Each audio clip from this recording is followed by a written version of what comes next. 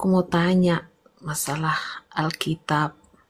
Iya. Karena Taman Eden kan pada mulanya Allah menciptakan langit dan bumi, dan Dia menciptakan Adam dan Hawa di hari yang ketujuh setelah semuanya Hari sudah baik. ke-6. Hari ke-6. Jadi setelah Adam dan Hawa berbuat tidak sesuai dengan kemauan Tuhan, perintah Tuhan, mereka diusir dari Taman Eden. Betul. Pertanyaan saya, anakku, menurut saya pribadi ya, Taman Eden kan ada di bumi ini, tapi Memang di ketika bumi ini. pedang api itu menghalau setelah diusir Adam dan Hawa, sehingga manusia tidak bisa melihat Taman Eden itu. Yang jadi pertanyaan saya, ada pemikiran orang-orang yang mengatakan bahwa Taman Eden itu tidak ada di muka bumi ini, dia ada di sorga. Jadi Salah. menurut Naelia bagaimana ya? Sorga itu dalam bahasa Yunani adalah Uranos atau Uranon. Dalam bahasa Ibrani itu Samayim, yang artinya itu langit. Gimana mungkin taman ada di langit? Ya, jadi kalau dikatakan Eden tuh di langit sana, gimana pohon bisa tumbuh di langit? Gimana pohon bisa tumbuh di Uranon? Tuh nggak bisa, Bu. Eden itu tetap di bumi ini. Iya. Karena coba baca Kejadian 1 ayat 28, bahwa Tuhan itu apa? Membuat manusia itu untuk beranak cucu di bumi ini dan ditempatkannya di Eden. Kalau dibuat beranak cucu di bumi ini ditempatkan di Eden, berarti Eden itu di bumi, bukan di atas langit sana. Ya, gitu loh. Jadi pandangan yang mengatakan Eden itu bukan di bumi ini itu pandangan yang salah. Itu tidak alkitabiah. Eden tuh di bumi ini. Bahkan para ilmuwan mencoba memprediksi daerahnya ada di mana. Banyak yang mengatakan di daerah Irak. Disitulah Eden itu dulu. Kalau dilihat dari statusnya pengungkapan Abraham sebagai orang Mesopotamia, daerah sungai Tigris, Efrat, dan lain sebagainya. Gitu. Itu ada di sana. Tapi posisi sungai itu udah persis tidak diketahui karena pernah ada air bah yang mengacau balaukan skema sungai itu bagaimana. Tapi Eden itu ada di bumi ini. Ya? Iya. Gitu. Iya, anakku ya. Makasih ya. Oke. Shalom semuanya. Pertanyaan ini sudah lama, tetapi saya benar-benar tidak ada waktu untuk membuat video. Menjawab pertanyaan, Eden itu ada di mana? Oke, Eden itu ada di bumi. Benar, pada mulanya Tuhan menciptakan Eden di bumi. Tetapi sekarang Eden tidak ada di bumi. Apa buktinya? Kalau sekarang saudara cari di seluruh bumi, tidak ada seorang pun yang akan menemukan Eden di bumi. Ada yang berkata, iya karena Eden sudah rusak pada waktu ada air bah. Saudara, kalau saudara mengatakan Eden itu hilang, Eden itu hancur, rusak karena air bah, saudara menghina Tuhan. Di Eden itu ada pohon kehidupan. Namanya pohon kehidupan, itu tidak bisa mati. Jadi sekalipun ada air bah, pohon kehidupan nggak bisa mati. Tapi apakah dunia ini menemukan pohon kehidupan itu? Tidak ada. Karena pohon kehidupan itu lambang dari Yesus sendiri, yaitu yang memberi hidup. Dan dikatakan Eden itu pada waktu Adam dan Hawa atau manusia jatuh di dalam dosa, yaitu Adam dan Hawa. Mereka itu diusir dari Eden. Dan ada kerubim yang menjaganya. Ngerti sampai sini? Kalau Eden ada di bumi, dia lenyap dong. Eden itu kan dijaga oleh kerubim. Kalau begitu, waktu air bah turun, apakah kerubimnya terbang melarikan diri, kembali ke surga, atau terbang di atasnya air bah, atau kerubimnya ikut tenggelam pada waktu air bah datang? Terus pohon kehidupannya ikut hancur, tenggelam di air bah. Apakah begitu ceritanya?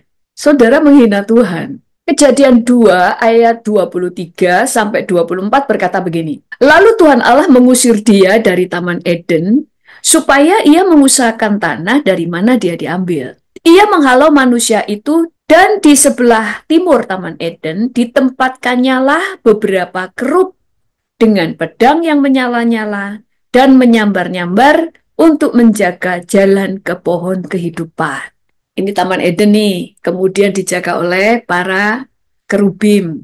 Kerubim itu bukan malaikat biasa, saudara. Nanti saya jelasin. Dijaga kerubim untuk menjaga supaya pohon kehidupan itu terjaga, supaya tidak ada manusia yang masuk ke situ. Kok sekarang kena air bah? Berarti Tuhan tidak bisa menjaga firman-Nya. Dia yang memerintahkan supaya kerubim menjaga. Kerub itu kalau satu, kerubim itu kalau banyak ya. Supaya Taman Eden itu tidak dimasuki manusia untuk menjaga pohon kehidupan. Ternyata kena air bah. Masa Tuhan kalah dengan air bah dan kerubim-kerubim ikut tenggelam atau dia melarikan diri? Kalau kerubimnya melarikan diri pada waktu air bah datang, itu namanya kerubimnya nggak taat, kerubimnya tidak bertanggung jawab sehingga dia melarikan diri. Ya, ngerti ya? Saudara harus tahu, Tuhan itu kalau berfirman, maka firman itu akan mengerjakan tepat seperti apa yang dia sampaikan, tepat seperti apa yang dia maksudkan. Jadi kalau itu dijaga, ya dijaga. Tapi pada kenyataannya nggak ada orang yang menemukan Taman Eden, kan? Karena memang Taman Eden sudah tidak ada di bumi. Nah, saya akan jelaskan. Yang pertama, di Eden itu Tuhan hadir di sana. Di Eden itu ada kemuliaan Tuhan, ada kekudusan Tuhan. Makanya pada waktu Adam dan Hawa jatuh dalam dosa, dia harus pergi dari Eden. Dunia itu diciptakan Tuhan di dalam dimensi ilahi. Ada di dalam dimensi rohani. Kudus, mulia. Belum ada dosa di sana. Waktu Adam dan Hawa jatuh dalam dosa, dia diusir dari Eden. Sehingga dunia ikut di dalam kegelapan karena yang punya otoritas adalah Adam. Karena yang punya otoritas adalah Adam, di mana Adam jatuh, maka dunia ikut jatuh. Dunia ikut dikutuk oleh karena kejatuhan Adam. Tapi Eden tidak. Eden tetap ada di dalam dimensi ilahi. Makanya dijaga oleh kerub di sana. Kerub-kerub ini bukan malaikat biasa. Malaikat-malaikat seperti Gabriel, seperti Mikael dengan seluruh pasukannya itu melayani manusia. Menjaga manusia, melayani Tuhan dan manusia. Malaikat-malaikat ini melayani manusia sesuai dengan apa yang Tuhan perintahkan. Dan bala tentara surga bahkan kita yang memerintahkan. Apa yang kamu ikat di bumi, terikat di surga. Apa yang kamu ikat di bumi akan terikat di surga. Malaikat-malaikat yang akan mengerjakan apa yang kau ucapkan. Tapi kerubim itu hanya melayani Tuhan. Di dalam 2 Samuel 22 ayat 10-11. Ia atau Tuhan, Bapa Yahweh, ia mengendarai kerub, lalu terbang dan tampak di atas sayap angin. Tuhan itu mengendarai kerub, karena kerub itu selalu melayani Tuhan. Kerub itu berada paling dekat dengan Tuhan. Kemudian di dalam Mazmur 18 ayat 10 berkata, ia mengendarai kerub, lalu terbang dan melayang di atas sayap angin. Sekali lagi dikatakan, Tuhan kita itu mengendarai kerub. Kerub itu sebagai kendaraannya. Karena kerub itu selalu dekat dengan Allah. Hanya melayani Tuhan, nggak melayani saudara. Di dalam Mazmur 99 ayat 1, Tuhan itu raja, maka bangsa-bangsa gemetar. Ia duduk di atas kerub-kerub, maka bumi goyang. Dia duduk di atas kerub-kerub. Kerub itu adalah makhluk surgawi yang paling dekat dengan Tuhan. Mikael dan seluruh pasukan bala tentara surga sering Tuhan utus untuk menjaga anak-anaknya. Gabriel Tuhan utus untuk memberikan pesan dari surga. Tapi kerub, dia sangat dekat dengan Tuhan. Salah satu kerub yang jatuh adalah Lucifer. Lucifer itu paling dekat dengan Tuhan. Lucifer itu tempatnya dekat dengan Tuhan karena dia ditempatkan dekat dengan kerub. Makanya dia paling dekat dengan Tuhan.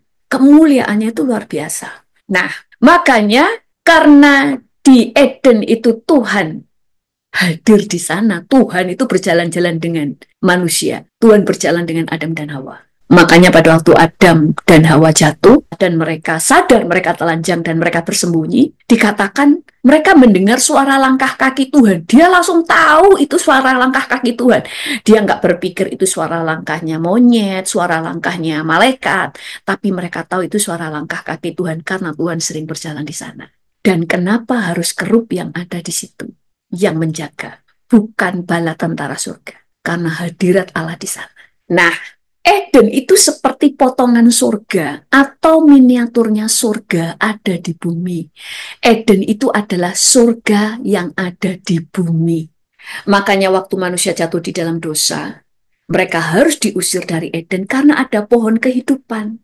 Maka Eden masih tetap berada di dimensi ilahi, tapi dunia mulai ada di dalam kerajaan kegelapan. Dunia jatuh dalam dosa. Alkitab berkata gelap dan terang tidak dapat disatukan. Makanya Eden itu nggak bisa ada di bumi. Karena gelap dan terang tidak bisa disatukan. Dunia ini gelap, dunia ini dosa, dunia ini najis. Tapi Eden itu kudus. Makanya dia tidak ada di bumi. Kenapa nggak ada di bumi? Kenapa pada waktu malaikat memberontak kepada Tuhan, hari itu juga mereka terpental dari kerajaan Allah? Karena antara gelap dan terang tidak bisa disatukan. Lalu Eden ada di mana? Eden Tuhan bawa ke Firdaus. Kenapa kok ke Firdaus? Karena di dalam 1 Yohanes 5 ayat 19, kita tahu bahwa kita berasal dari Allah dan seluruh dunia berada di bawah kuasa si jahat. Kenapa Eden tidak ada di bumi lagi? Karena dunia ada di bawah kuasa si jahat. Yang ada di bawah kuasa si jahat bukan cuma bumi, tapi dunia. Apa yang dimaksud dengan dunia? Semua yang kita bisa lihat secara fisik, yang kita bisa sentuh, kita bisa jangkau. Kapan hari saya sudah menjelaskan bahwa surga itu ada 3 tingkat, Samayim 1, 2, dan 3. Di surga tingkat ketiga atau Samayim tingkat ketiga, disitulah Firdaus. Lalu dunia itu yang mana? Dunia itu adalah bumi, langit pertama, dan langit yang kedua. Surga tingkat 1 itu adalah di mana ada udara, batas udara, ada ozon di sana, ada burung-burung di udara, kita masih bisa melihat langit, kita bisa melihat pesawat-pesawat bisa terbang di sana, kita bisa melihat awan yang mendatangkan hujan. Itu di langit pertama atau di surga tingkat yang pertama. Di surga tingkat yang kedua adalah luar angkasa. Di situ ada benda-benda langit, matahari, bulan, bintang, planet-planet yang lain itu ada di sana semua, hampa udara. Makanya manusia masih bisa menjangkau bulan, Mars, mereka masih bisa melihat bintang-bintang, mereka bisa melihat matahari, semua yang terlihat. Semuanya itu adalah dunia. Makanya Alkitab berkata langit dan bumi akan berlalu. Langit yang kita lihat, yang kita bisa lihat, semuanya akan berlalu. Tapi surga tingkat ketiga, di mana Eden berada, itu tidak ada di bawah kuasa si jahat. Karena di sanalah kerajaan Allah ada. Di surga tingkat ketiga ini sudah bukan dunia, tetapi sudah masuk di dalam dimensi ilahi atau dimensi kerajaan Allah. Makanya Eden sekarang ada di sana karena Eden masih di dalam dimensi ilahi, kudus, suci, ada hadirat Tuhan dan ada pohon kehidupan. Makanya yang ada di Firdaus juga ada di Eden. Di Firdaus ada pohon kehidupan. Banyak, nggak cuma satu. Di Eden juga ada pohon kehidupan, tapi hanya satu. Di Firdaus ada sungai-sungai yang mengalir. Di Eden juga ada. Karena Eden itu seperti potongan surga ditaruh di bumi. Itu sebabnya waktu Adam dan Hawa jatuh dalam dosa, dia tidak boleh ada di sana. Selain karena ada pohon kehidupan, tapi karena kekudusan dan kemuliaannya, tidak bisa disatukan dengan yang najis dan dosa. Firman Tuhan di dalam Efesus 6 ayat 12 berkata, karena perjuangan kita bukanlah melawan darah dan daging, tetapi melawan pemerintah-pemerintah, penguasa-penguasa, penghulu-penghulu dunia yang gelap ini, melawan roh-roh jahat di udara. Roh-roh jahat itu di udara. Kekuasaan iblis adalah dari bumi sampai pada langit tingkat yang kedua. Sehingga seluruh dunia yang masih bisa kasat mata, itu semuanya ada di bawah kuasa si jahat yang kamu bisa lihat. Yang kamu tidak bisa hampiri adalah dimensi ilahi. Karena ada hadirat Tuhan di Eden, makanya yang ada di situ adalah kerubim. Kerubim itu selalu dekat dengan kehadiran Tuhan. Sekali lagi, kerubim selalu berada dekat dengan Tuhan. Bahkan dikatakan Tuhan duduk di atas kerubim. Tuhan mengendarai kerubim. Kerubim itu tugasnya menjaga tempat-tempat yang kudus suci. Kalau Eden ada kerub, artinya kemuliaan Tuhan ada di situ. Dia tidak mungkin ada di bumi. Kalau masih ada di bumi, terus saudara katakan dia tenggelam dengan air bah. Salah, saudara. Oh, Eden itu melayang-layang, nggak nampak. Nggak bisa. Dunia ini cuma ada 2 dimensi. dunia fisik dan dunia roh. Terus dunia roh. Dunia roh pun ada 2. Kerajaan gelap dan kerajaan terang. Kalau Eden itu adalah terang karena ada kemuliaan Tuhan, di bumi nggak mungkin karena dia di dimensi ilahi. Dunia ini kan tadinya dimensi ilahi, tapi karena manusia jatuh dalam dosa, makanya dia ada di dalam dunia kegelapan. Karena dunia jatuh dalam dosa, Maka dunia berada di bawah kuasa kerajaan gelap. Eden tidak mungkin masuk dalam kerajaan gelap. Dia tetap ada di dalam dimensi ilahi. Maka dia ada di surga tingkat ketiga. Karena surga tingkat ketiga itu adalah batasan yang ilahi. Bumi, kemudian langit tingkat pertama, di situ saudara masih ada udara. Kemudian tingkat kedua, langit ke tingkat kedua, itu ada benda-benda langit, ruang hampa udara, atau luar angkasa. Ini kan dunia. Kuasa kegelapan di sana. Di langit ketiga, itu adalah dimensi ilahi. Tidak ada seorang pun yang bisa masuk ke sana. Kalau bukan Tuhan yang menarik kita. Bahkan di dalam terjemahan Septuaginta, bahasa Yunaninya Eden. Kalau di dalam bahasa Ibrani, Eden di bahasa Yunaninya adalah paradeisos atau paradise di bahasa Inggrisnya, di bahasa Indonesia adalah Firdaus. Sekali lagi dalam terjemahan Septuaginta, Eden itu bahasa Ibrani. Eden diterjemahkan dalam bahasa Yunani itu adalah paradeisos atau paradise atau Firdaus. Jadi sama enggak? Sama. Tapi ada perbedaan. Eden itu seperti potongannya. Potongan dari surga yang Tuhan taruh di bumi. Makanya Tuhan hadir di sana. Seperti miniaturnya surga. Yang ada di Firdaus ada di Eden. Eden juga disebut sebagai taman Tuhan. Disebut juga sebagai taman buah-buahan. Disebut juga taman Allah, taman buah-buahan, tempat kebahagiaan. Itulah Eden. Zaman dulu, kerajaan-kerajaan Persia itu selalu punya taman. Raja itu punya taman, tempat raja beristirahat, Tempat bersantai. bercengkrama ada di situ. Makanya Eden itu adalah tamannya Tuhan. Sehingga Tuhan bisa bercengkrama bersama dengan anak-anak Tuhan. Bersama dengan Adam dan Hawa. Makanya sekarang Eden ada di Firdaus. Sekarang pohon kehidupan ada di Taman Firdaus. Dulunya ada di Taman Eden. Kita baca di dalam Wahyu 2 ayat 7. Siapa bertelinga, hendaklah ia mendengarkan apa yang dikatakan Roh kepada jemaat-jemaat. Barang siapa menang, dia akan kuberi makan dari pohon kehidupan yang ada di Taman Firdaus Allah. Itu sebabnya waktu saudara meninggal, saudara ada di Firdaus. Makanya rumah-rumah saudara disiapkan Tuhan di Firdaus. Di dalam Yohanes 14 ayat 2 berkata, di rumah Bapakku banyak tempat tinggal. Jika tidak demikian, tentu aku mengatakannya kepadamu. Sebab aku pergi ke situ untuk menyediakan tempat bagimu.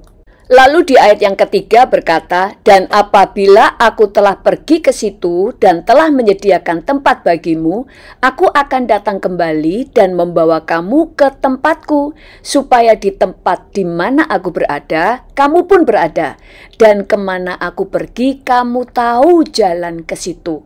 Jadi kita akan terus bersama-sama dengan Tuhan Yesus kemanapun dia berada. Itu sebabnya pada waktu Tuhan Yesus berbicara dengan salah satu orang yang disalib bersama dengan dia, salah satu penjahat yang disalib bersama dengan dia, Yesus berkata, hari ini juga kamu bersama-sama aku di Firdaus, yang artinya hari ini juga engkau bersama-sama aku di Eden. Itu sebabnya yang Tuhan pernah perlihatkan kepada saya, di Firdaus ada taman, ada jalan-jalan emas, ada buah-buahan, ada segala macam buah-buahan. Salah satunya Robert Layarden pada waktu umur 8 tahun Tuhan bawa ke surga dan dia makan buah-buah yang ada di sana. Dan di sana saya melihat pantai, itu pantai dari danau. Di sana ada telaga, ada bukit-bukit dan sebagainya. Makanya di Firdaus tidak membosankan. Jadi Eden ada di mana?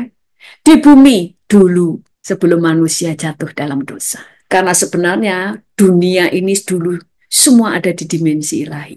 Tapi waktu manusia jatuh dalam dosa, semua masuk di dalam kuasa si jahat, keluar dari dimensi yang ilahi. Tapi Eden karena dijaga oleh para kerub, dia tetap ada di dimensi ilahi. Itu sebabnya dunia jatuh, dia yang harus menyingkir bersama dengan Adam dari Eden. Kalau saya gambarkan ini dunia di dalam dimensi ilahi, di dalam kekudusan dan kemuliaan Allah.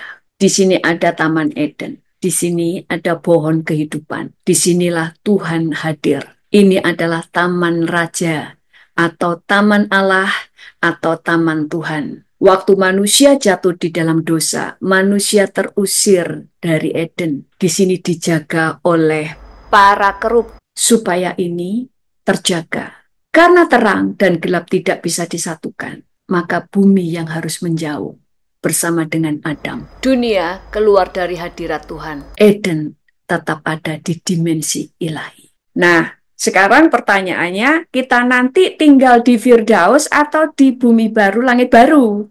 Nah, kita akan lanjutkan lagi firman Tuhan ini. Mari kita berdoa. Tuhan, semakin kami belajar firman, semakin kami kagum akan Engkau.